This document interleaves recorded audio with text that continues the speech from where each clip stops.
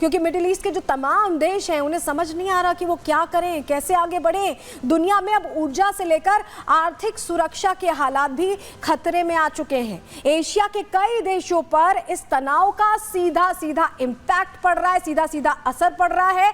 भारत भी अरब देशों से देखिए भारी मात्रा में तेल खरीदता है। इजराइल के खिलाफ आतंकी संगठनों का साथ देता रहा है ईरान, और अमेरिका शुरू से ही इजराइल का साथ देता आ रहा है। लेकिन हमारे साथ लगातार शैलेंद्र जी जुड़े हुए हैं। शैलेंद्र जी, जरा आपसे ये भी समझना चाहेंगे, भारत भी और देशों के साथ जैसे अभी जो हालात में बहुत टैक्टफुली चलता रहा है भारत अभी तक इस युद्ध के माहौल में, लेकिन अब क्या इफेक्ट आएगा, क्योंकि अरब देशों में जो टेंशन है उसका क्या आफ्टर इफेक्ट हम यहाँ भारत में भी देखेंगे? सबसे बड़ी बात यह होगी कि भारत ने जो अभी तक अपने रिलेशंस अरब देशों के साथ रखे हैं बड़े स्टेबल रखे हैं। दूसरी बात, अरब देश इस बात को बिल्कुल क्लैरिटी से जानते हैं कि इंडिया उन पहले ग्रुप ऑफ कंट्रीज़ में था जिसने पैलेस्टाइन को रिकॉग्नाइज किया था और अपने यहाँ पर एक पैलेस्टीन की एम्बेसी को अलाउ किया था। यासर आराफात और इंदिरा गांधी के जो रिलेशंस थे वो जग जाहिर थे, सब जगह रेप्यूटेड थे कि इंडिया ने कैसे पैलेस्टीन्स को मदद करी है। इंडिया जो आज इजराइल के साथ खड़ा हुआ दिखता है वो दिखता है टेररिज्म के खिलाफ, हमास के खिलाफ, जो अरब देशों का भी कहना है, इवन पैलेस्टीनियंस के भी लोगों का कहना है कि हमास इज़ नॉट पैलेस्टीन। सबसे बड़ी बात यह है। सो मुझे नहीं लगता कि कोई भी अरब देश अपने आप में इंडिया के अगेंस्ट जाना पसंद करेगा, बट फिर भी क्योंकि जिस तरीके के हालात बनते जाएंगे और अगर एनर्जी सिक्योरिटी से रिलेटेड मिडल ईस्ट अपने आप को इनसिक्योर पाएगा तो उसका एक फेयर शेयर हमारी कंट्री को भी भुगतना पड़ेगा। हालांकि ठीक है, हम इस समय सबसे ज़्यादा तेल रशिया से ले रहे हैं और हमारी जो डिपेंडेंसी मिडिल ईस्ट पर है उसमें कंपैरेटिवली हम सेफ हैं कि अगर किसी वजह से कोई छोटे मोटे टाइम के लिए ये बंद भी होता है तो हमारे यहाँ ऐसा नहीं है कि अकाल पड़ जाएगा। महंगाई बढ़ेगी, तेल के दाम बढ़ेंगे, एनर्जी कॉस्ट बढ़ेगी, हमें उसको सहना पड़ेगा। और मुझे लगता है जिस तरह की इकॉनमी इस समय हमारी चल रही है शायद हम इसको पार पा सकेंगे, क्योंकि अपने आप में सबसे बड़ी बात जो होती है वो है ओवरऑल लॉन्ग टर्म में मिडिल ईस्ट भारत के साथ ज़रूर खड़ा होगा। ये मेरा अपना रीडिंग है।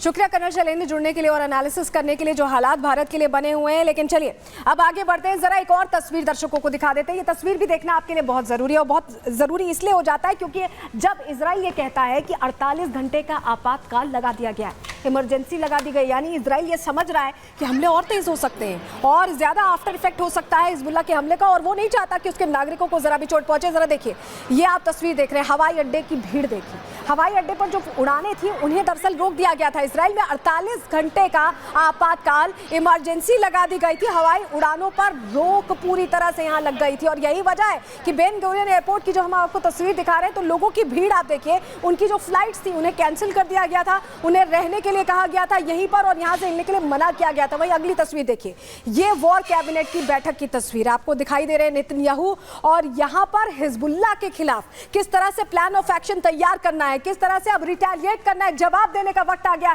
इसको लेकर यहाँ पर चर्चा की गई, विचार विमर्श किया गया, क्योंकि वॉर कैबिनेट सब कुछ तय कर रही है कि कैसे हमास के साथ साथ अब हिजबुल्लाह को भी यानी कि लेबनान को भी उस फ्रंट पर जवाब देना है। और वो तस्वीर हम आपके सामने दिखा रहे हैं, हिजबुल्लाह के खिलाफ बड़े एक्शन की तैयारी इस कैबिनेट मीटिंग में, वॉर कैबिनेट मीटिंग में तय की गई है और पूरा एक्शन प्लान तैयार कर लिया गया है। बेंजामिन नेतन्याहू जो प्रधानमंत्री हैं इजराइल के, उनका ये कहना है, उन्होंने क्लियर कर दिया है कि जो जैसे जवाब देने की कोशिश कर रहा है, जैसे हमले कर रहा है, उसको जवाब भी उतनी मजबूती से दिया जाएगा। सुनिए क्या कुछ कह रहे हैं।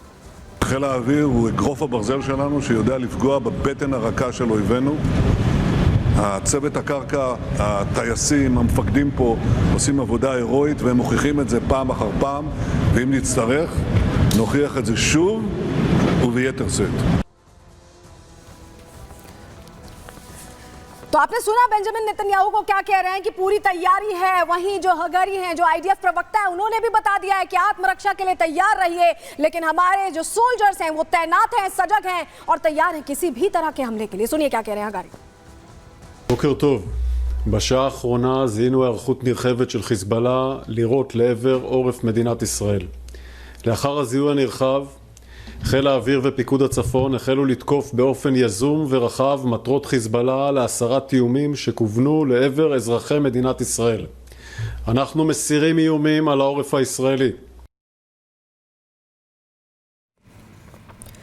तो अब आपको बता देते हैं हिजबुल्लाह जो हमले कर रहा है वो आखिर कितना ताकतवर है, उसकी शक्ति क्या है। हिजबुल्लाह के पास देखिए 500 किलोमीटर तक मार करने वाली मिसाइलें हैं और इजराइल से बिल्कुल लगा हुआ है यहाँ पर लेबनान, और यही वजह कि इन मिसाइलों का इस्तेमाल हिजबुल्लाह की तरफ से किया जा रहा है। सबसे घातक हथियारों से लैस गैर सरकारी संगठन ये है। हिजबुल्लाह के पास सटीक हमले करने वाले रॉकेट्स हैं, हिजबुल्लाह के पास मिसाइल और ड्रोन की एक बड़ी खेप है जिसका इस्तेमाल किया जा रहा है। करार और शहीद जैसे 5 तरह के ड्रोन से ड्रोन अटैक बहुत तेजी से कर रहा है हिजबुल्लाह। ये घातक ड्रोन 2000 किलोमीटर तक कर सकते हैं मार, यानी इनके जो मिसाइल्स हैं उससे ज्यादा घातक ड्रोन्स हैं। किसी भी हिस्से पर हमले के लिए ये सक्षम है। हिजबुल्लाह के पास 1 लाख से 1.5 लाख हवाई हथियार हैं, ये जानकारी मिल रही है।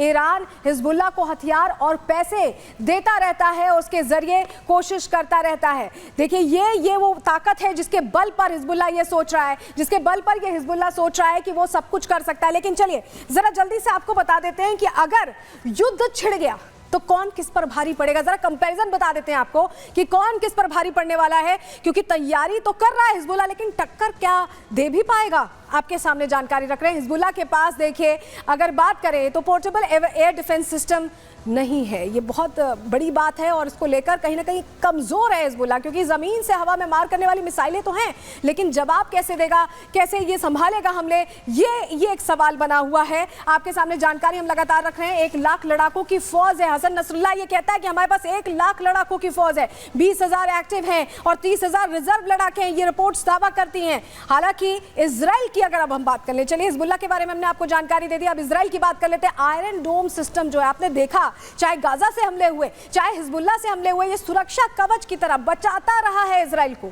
इजराइल के पास 1 लाख से 26,000 एक्टिव सेना है। आप सोचिए कोई कंपैरिजन नहीं है, कोई भी कंपैरिजन नहीं है। इजरायली एयरफोर्स के पास 34,000 सैनिक बल भी है। इजराइल के पास 4,65,000 रिजर्व सैनिक है। यहाँ भी 30,000 रिजर्व सैनिक वाले हिजबुल्लाह ये हिम्मत कर रहा है कि इजराइल पर हमला करेगा। इजराइल के पास 1 दर्जन परमाणु हथियार है, न्यूक्लियर वेपन।